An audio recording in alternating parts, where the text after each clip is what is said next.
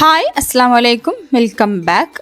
അപ്പോൾ ഞാനിന്ന് പെട്ടെന്ന് തന്നെ റെഡിയാക്കാൻ പറ്റിയ ഒരു ഈവനിങ് സ്നാക്കിൻ്റെ റെസിപ്പിയാണ് കേട്ടോ കാണിക്കാൻ പോകുന്നത്. നമ്മുടെ ചീരയില വെച്ചിട്ട് എങ്ങനെ പക്കവട റെഡിയാക്കി എടുക്കാമെന്ന് നോക്കാം. വീഡിയോയിലേക്ക് കിടക്കുന്നതിന് മുമ്പ് ആരെങ്കിലും എൻ്റെ ചാനൽ ആദ്യമായി കാണുന്നവരുണ്ടെങ്കിൽ, സബ്സ്ക്രൈബ് ചെയ്യാത്തവരുണ്ടെങ്കിൽ പ്ലീസ് ഒന്ന് സബ്സ്ക്രൈബ് ചെയ്ത് സപ്പോർട്ട് ചെയ്യട്ടോ. ഇനി നമുക്കതിൻ്റെ റെസിപ്പിയിലേക്ക് കിടക്കാം. അപ്പോൾ അതിലേക്ക് വേണ്ടിയിട്ട് ഞാനിപ്പോൾ ഇതൊരു വലിയൊരു ബൗളെടുത്തിട്ടുണ്ട്. ഈ ബൗളിലേക്കാണ് എല്ലാ ഇൻഗ്രീഡിയൻസും കട്ട് ചെയ്തിട്ട് ഇട്ട് കൊടുക്കുന്നത്.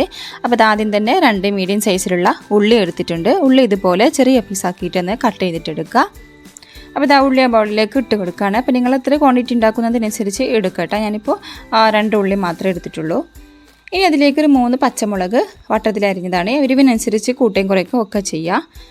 പിന്നെ അതാ ഇഞ്ചിയും വെളുത്തുള്ളിയാണ് കേട്ടോ. വെളുത്തുള്ളി 4 അല്ലി വെളുത്തുള്ളിയും ചെറിയൊരു പീസ് ഇഞ്ചിയും ഉണ്ട്. അത് ചെറിയതാക്കിയിട്ട് തന്നെ കട്ട് ചെയ്തിട്ടെടുക്കുക. ചതച്ചെടുക്കണ്ട കേട്ടോ. ഇതുപോലെ കട്ട് ചെയ്തിട്ടെടുത്താൽ മതി. ഇനിയിപ്പോൾ ഇതിലേക്ക് മെയിൻ താരമായ ചീരയാണ് കേട്ടോ. ഞാനിപ്പോൾ ചുവപ്പ് കളറിലുള്ള ചീര ഉണ്ടല്ലോ, അതാണ് ഇട്ടിട്ട് കൊടുക്കുന്നത്. ഇനി ഞാനിപ്പോൾ വീട്ടിലുള്ള ചീര തന്നെ എടുത്തതാണ്. അപ്പോൾ എനിക്ക് കുറച്ച് ക്വാണ്ടിറ്റി മാത്രമേ കിട്ടിയിട്ടുള്ളൂ. അപ്പോൾ ഇതിനേക്കാളും കൂടുതലായിട്ട് തന്നെ എടുക്കുക. എത്ര ഉള്ളി എടുക്കുന്നോ അതിനേക്കാളും കുറച്ച് കൂടിയിട്ട് വേണം ചീരയില എടുക്കാൻ. നല്ല ടേസ്റ്റാണ് കേട്ടോ കൂടുതലിടുമ്പോൾ. അപ്പോൾ ഞാനിപ്പോൾ കയ്യിലുള്ളത് മാത്രമേ ഇട്ട് കൊടുക്കുന്നുള്ളൂ. ഇനിയിപ്പോൾ ഈ ചീരയ്ക്ക് പകരം പച്ച കളറിലുള്ള ചീര ഉണ്ടല്ലോ, അത് ഇട്ട് കൊടുക്കുക. പിന്നെ കപ്പച്ചീര, ചായൻസ ചീര ഉണ്ടല്ലോ, അത് വേണമെങ്കിൽ ഏത് ചീര വേണമെങ്കിലും ഇതിലേക്ക് ചേർത്ത് കൊടുക്കട്ടെ. അപ്പോൾ അത് കട്ടാക്കിയത് അത് ഇട്ട് കൊടുത്തിട്ടുണ്ട്. ഇനി കുറച്ച് മല്ലിയില അരിഞ്ഞതും കൂടെ ചേർത്ത് കൊടുത്തിട്ടുണ്ട്. ഇനി അതിലേക്ക് ആവശ്യത്തിനുള്ള ഉപ്പും കൂടെ ചേർത്ത് കൊടുക്കുക. ഇനിയിപ്പോൾ ഒരു 1/4 ടീസ്പൂൺ മഞ്ഞൾപ്പൊടിയാണ് കേട്ടോ, അതും കൂടെ ഇട്ട് കൊടുത്തിട്ടുണ്ട്. ഇനി ഇതിൻ്റെ കൂടെ തന്നെ 1/4 ടീസ്പൂണോളം ബേക്കിംഗ് സോഡ, അപ്പക്കാരുണ്ടല്ലോ, അതും കൂടെ ചേർത്ത് കൊടുക്കുക.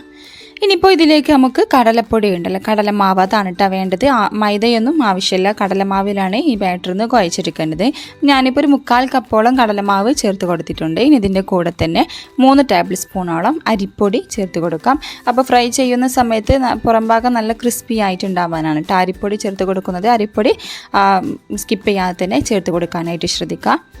ഇനി ഇതിലേക്ക് കുറച്ച് വെള്ളം ഒഴിച്ചിട്ട് നന്നായിട്ട് തന്നെ കൈ വെച്ചിട്ട് ഇതുപോലെ ഞെരടിയിട്ട് നന്നായിട്ട് തന്നെ കുഴച്ചിട്ടെടുക്കുക.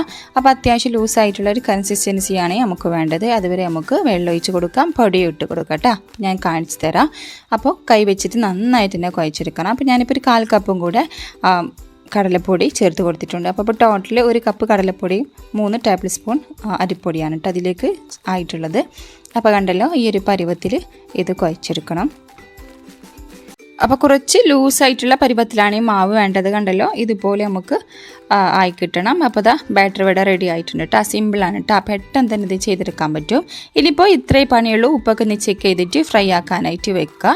അത്ര പണി മാത്രമേ ഉള്ളൂ കേട്ടോ, റെസ്റ്റ് ചെയ്യേണ്ട ആവശ്യമൊന്നുമില്ല. കണ്ടല്ലോ, ഈ ഒരു പരുവത്തിൽ മാവ് റെഡിയാക്കി എടുക്കുക. അപ്പോൾ ഓയിലൊക്കെ നന്നായിട്ട് തന്നെ ചൂടായി വന്നിട്ടുണ്ട്. നമുക്കിത് കൈ വെച്ചിട്ട് ഇതുപോലെ കുറച്ചായിട്ട് ഇട്ട് കൊടുക്കാം കേട്ടോ. ഏത് സ്പൂൺ വെച്ചിട്ട് വേണമെങ്കിലും ചേർത്ത് കൊടുക്കാം. കൈ വെച്ചിട്ട് കുറച്ചായിട്ട് ഇങ്ങനെ ചേർത്ത് കൊടുത്താൽ മതി. അപ്പോൾ മീഡിയം ഫ്ലെയിമിൽ ഇട്ടിട്ട് വേണം ഇത് ഫ്രൈ ആക്കി എടുക്കാൻ. തീ നന്നായിട്ട് തന്നെ കൂട്ടി വെച്ച് കഴിഞ്ഞാൽ അതിൻ്റെ ഉൾഭാഗം വേവില്ല. എന്നാൽ നന്നായിട്ട് തന്നെ കുറച്ച് വെച്ച് കഴിഞ്ഞാൽ അത് നന്നായിട്ട് തന്നെ എണ്ണ കുടിക്കുകയും ചെയ്യും കേട്ടോ. അപ്പോൾ ഒരു മീഡിയത്തിൽ ഇട്ടിട്ട് വേണം ഇത് ഫ്രൈ ചെയ്തിട്ടെടുക്കാൻ. അപ്പോൾ ഇതിൻ്റെ ഒരു ഭാഗം ഒന്ന് കളറൊന്ന് മാറി വരുന്ന സമയത്ത് ഒന്ന് മറിച്ചിട്ട് കൊടുക്കുക. 2 ഭാഗം ഗോൾഡൻ കളർ ആവുന്ന സമയത്ത് വേണം നമുക്കത് എണ്ണയിൽ നിന്നും കോരി മാറ്റാൻ കേട്ടോ. അപ്പോൾ ഇതിവിടെ ആദ്യം ഇട്ട് കൊടുത്ത ബാച്ച് റെഡി ആയിട്ടുണ്ട്. ഇത് എണ്ണയിൽ നിന്നും കോരി മാറ്റുകയാണ്. ഇതുപോലെ നമുക്ക് മുഴുവനായിട്ട് തന്നെ ഫ്രൈ ആക്കി എടുക്കണം. അപ്പോൾ കടലപ്പൊടി ആയതുകൊണ്ട് തന്നെ എണ്ണയൊന്നും കുടിക്കില്ല കേട്ടോ, എണ്ണ കുടിക്കുന്ന പ്രശ്നമൊന്നുമില്ല. അപ്പോൾ നമുക്ക് മുഴുവനായിട്ട് തന്നെ ഫ്രൈ ചെയ്തിട്ടെടുക്കാം. ഇത് പ്ലേറ്റിലേക്ക് മാറ്റി കൊടുക്കാൻ കേട്ടോ. അതിൻ്റെ ഇടയിലൊന്ന് കരണ്ട് പോയതാണ് കേട്ടോ, ആ ഒരു കളറൊന്ന് പോയത്. അപ്പോൾ ഞാനിപ്പോൾ മുഴുവനായിട്ട് തന്നെ ഫ്രൈ ആക്കി എടുത്തിട്ടുണ്ട്. അപ്പോൾ കണ്ടല്ലോ, നല്ല സോഫ്റ്റാണ് കേട്ടോ. പുറം ഭാഗം കഴിക്കുന്ന സമയത്ത് അത്യാവശ്യം ക്രിസ്പിയോ ആയിട്ടുണ്ടാകും. പിന്നെ അകം നല്ല സോഫ്റ്റ് ആയിട്ടുണ്ട് കേട്ടോ. നല്ല ടേസ്റ്റാണ് കേട്ടോ. ആ ഒരു ചീര ആയാലും നല്ലതല്ല, നമുക്ക് മക്കൾക്കൊക്കെ കൊടുക്കുകയാണെങ്കിലും നല്ലതാണല്ലോ ചീര. അപ്പോൾ ഈ ഒരു ടൈപ്പിലൊക്കെ ഉണ്ടാക്കി കൊടുക്കുകയാണെങ്കിൽ അവരുടെ വയറ്റിലേക്ക് ചീര ആയും ചെയ്തോളും.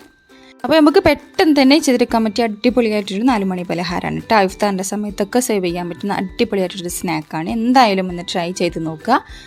അപ്പോൾ ഈ ഒരു റെസിപ്പി എല്ലാവരും ട്രൈ ചെയ്ത് നോക്കുക. എന്നിട്ട് അതിൻ്റെ ഫീഡ്ബാക്കൊക്കെ ഒന്ന് അറിയിക്കുക. വീഡിയോ ഇഷ്ടപ്പെട്ടാൽ ലൈക്ക് ചെയ്യുക, ഷെയർ ചെയ്യുക, കമൻറ്റ് ചെയ്യുക.